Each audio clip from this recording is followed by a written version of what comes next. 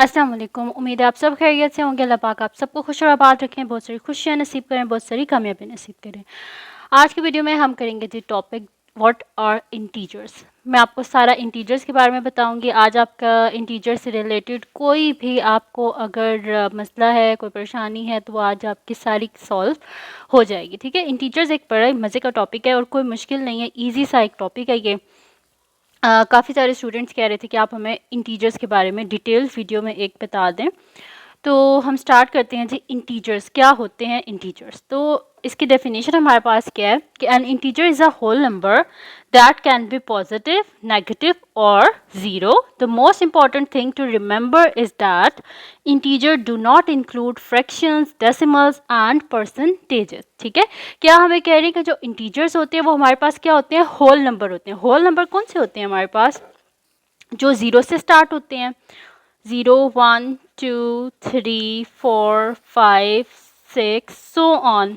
ठीक है, infinite terms तक। ठीक है, ये सारे हमारे पास क्या होते हैं जी? ये सारे के सारे हमारे पास होते हैं जी होल नंबर्स। ठीक है, 0 से स्टार्ट होते हैं और अभी तक हमें नहीं पता कि काउंटिंग कहाँ पे जाके एंड होती है। ठीक है, इसी वजह से हम कह देते हैं इनफाइनाइट टर्म्स तक। ठीक है, तो होल नंबर कहाँ से स्टार्ट होते हैं? 0 से। नेचुरल नंबर कहाँ से स्टार्ट होते हैं? 1 से। ठीक है, तो हमारे पास क्या होते हैं जी? यहाँ पे लिखा हुआ है कि an integer is a whole number that can be positive, negative और zero. The most important thing to remember is that integer do not include fractions, decimal और percentages। तो मैंने यहाँ पे लिख दिया no decimals। ठीक है, इसके बीच में decimals नहीं होंगे, यानी कि इसमें आपके पास 0.5 भी नहीं हो सकता। ठीक है, इसमें आपके पास 0.3 भी नहीं हो सकता, इसमें आपके पास 0.35 भी नहीं हो सकता और 0.2, ये सारी मतलब कि सो ऑन ऐसी जितने भी जिनके बीच में डेसिमल होता है ना, जैसे 3.5। ठीक है, और इसको कर देते हैं 10.35। ये सारे के सारे आपके पास क्या है? डेसिमल। इसमें आपके पास डेसिमल क्या है? नहीं होने चाहिए। ठीक है, तो मैंने क्या कर दी यहाँ पे क्रॉस लगा दी है, नो डेसिमल्स। इंटीजर्स के बीच में डेसिमल नंबर नहीं होते। डेसिमल नंबर कौन से होते हैं? जिनके बीच में हमारे पास पॉइंट होता है। उसके बाद है नो फ्रैक्शंस। फ्रैक्शंस नहीं होती इसके बीच में। फ्रैक्शंस कौन सी होती है? जैसे कि 2/5, 1 होल 4/5। फ्रैक्शंस, ये मिक्स नंबर आ गया आपके पास। फिर उसके बाद अच्छा, इसमें एक और बात है कि एक दफ़ा आपको कंफ्यूज करने के लिए वो लिख देते हैं 25/5। ठीक है, तो ये हमारे पास इंक्लूड होगा किस वजह से? क्योंकि 5 टाइम्स क्या होता है हमारे पास? 25। कटिंग हो गई, ये क्या बनता है हमारे पास? 5 बनता है। तो ये इंक्लूडेड है, ये भी नहीं इंक्लूडेड, ये भी नहीं इंक्लूडेड। ठीक है, जो तो सॉल्व हो के आपके पास लोएस्ट फॉर्म तक आ जाती हैं। ठीक है, जिसमें आपके पास होल नंबर बन जाता है एक। ठीक है, जिसमें ना तो कोई पॉइंट होता है, ना उसके डिनोमिनेटर में कुछ होता है, तो वो तो आपके पास इंटीजर्स में आ सकता है। ठीक है, तो ये मैंने कहा आपको बता दूं कि जिसमें कटिंग हो जाती है वो आपके पास इंटीजर में होता है। जैसे कि अगर आपके पास आ जाए 9/3, तो ये भी आपके पास इंटीजर है, क्योंकि 3 टाइम्स क्या होता है? 9। ठीक है, तो ये इंटीजर है, ये इंटीजर नहीं है। उसके बाद परसेंटेज नहीं होती आपके पास। ठीक है, जैसे कि यहाँ पर आपके पास लिखा हो 2%, 35%, ठीक है, 60%, तो ये सारे के सारे आपके पास क्या इंटीजर्स नहीं है। ठीक है, ये इंटीजर्स नहीं है आपके पास। जिसमें भी परसेंटेज आ जाएगी वो आपके पास इंटीजर नहीं है। ठीक है, तो डेसिमल नंबर जो हैं वो भी हमारे पास इंटीजर्स नहीं है, फ्रैक्शन भी हमारे पास इंटीजर नहीं है। लेकिन फ्रैक्शन में मैंने आपको केस बता दें कि जो इंटीजर्स होते हैं, जैसे कि जिसमें कटिंग होके आपके पास एक होल नंबर आ जाता है। ठीक है, तो वो आपके पास इंटीजर होता है।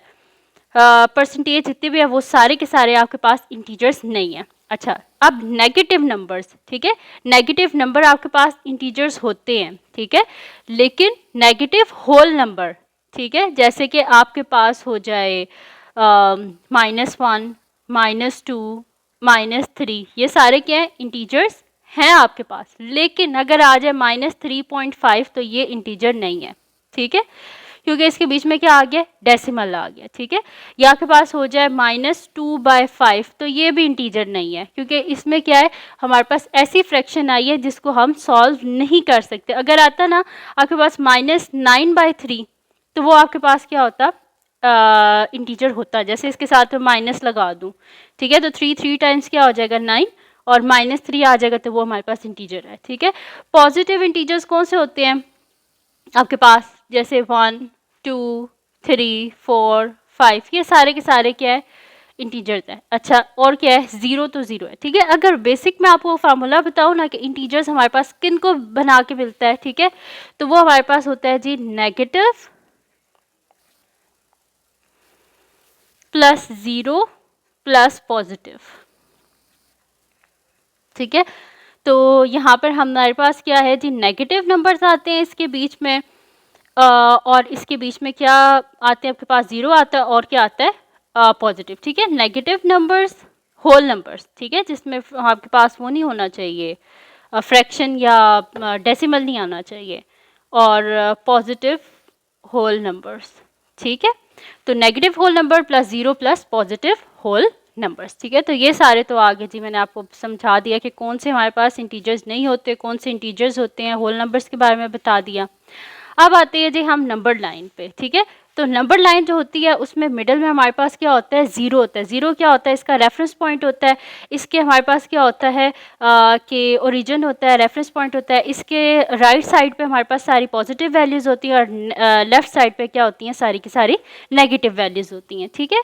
तो ये हो गया जी 1, 2, 3, 4, 5, 6, और यहाँ पे हो जाएगा जी -1, -2, -3, -4, -5, -6, ठीक है। तो ये मैंने आपको इंटीजर्स को नंबर लाइन पर भी लिख के बता दिया, लेकिन नंबर लाइन पे हम डेसिमल्स को भी रिप्रेजेंट कर सकते हैं। अब आपको ये भी मैं क्लियर कर दूं कि ये ना हो आप सोचें कि नंबर लाइन पे सिर्फ और सिर्फ हम होल नंबर्स को रिप्रेजेंट कर सकते हैं। नंबर लाइन पे हम फ्रैक्शंस को भी रिप्रेजेंट कर सकते हैं, नंबर लाइन पे हम डेसिमल्स को भी रिप्रेजेंट कर सकते हैं, ठीक है, पॉइंट्स में। तो ये तो जस्ट मैंने आपको इंटीजर्स को रिप्रेजेंट करके बता दिया नंबर लाइन पे।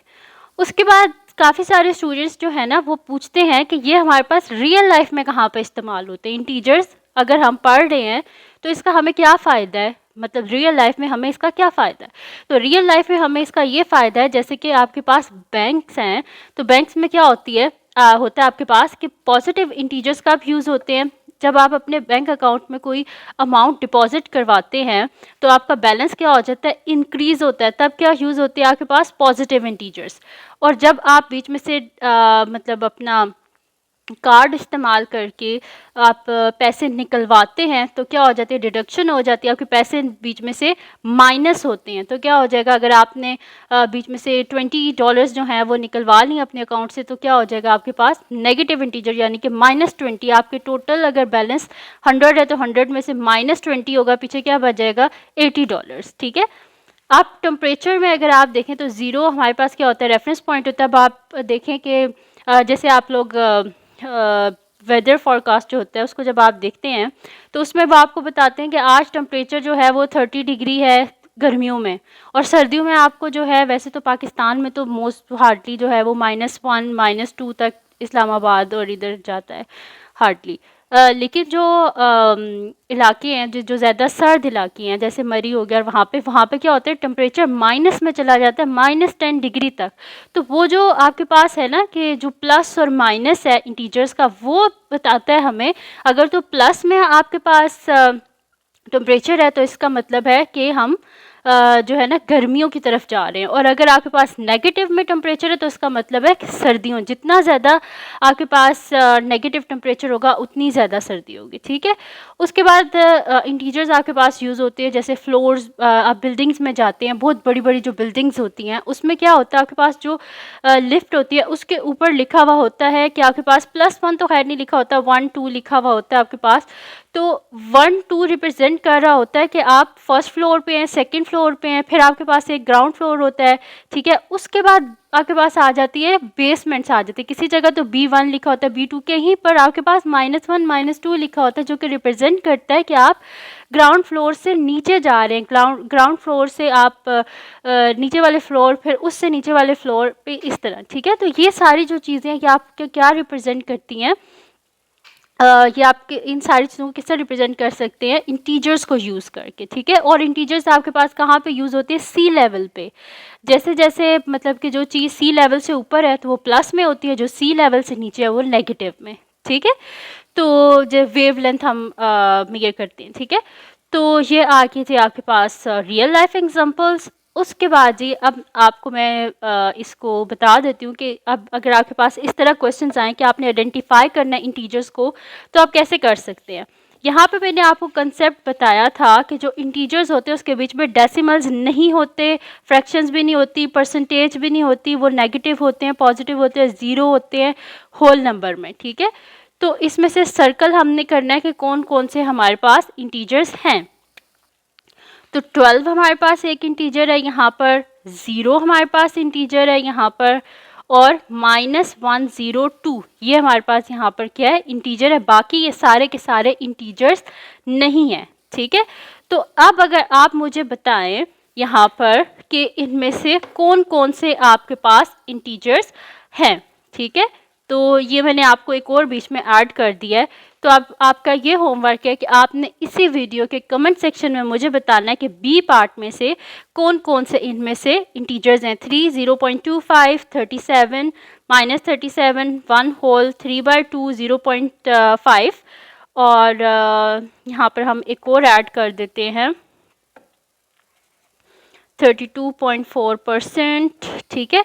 तो अब आपने मुझे बताना है कि इनमें से कौन से इंटीजर्स हैं और कौन से इंटीजर्स नहीं हैं, ठीक है। तो ये आपका होमवर्क है कि आपने इसी वीडियो के कमेंट सेक्शन में मुझे बताना है, ठीक है जी। तो अगर ये वीडियो आपके लिए हेल्पफुल हो और इस वीडियो को देख के आपका इंटीजर्स का कंसेप्ट कंप्लीट हुआ हो, तो प्लीज़ मुझे कमेंट सेक्शन में ज़रूर बताना। और अगर ये वीडियो आपको पसंद आई हो तो इसको लाइक, शेयर एंड सब्सक्राइब ज़रूर करना। अल्लाह हाफिज़।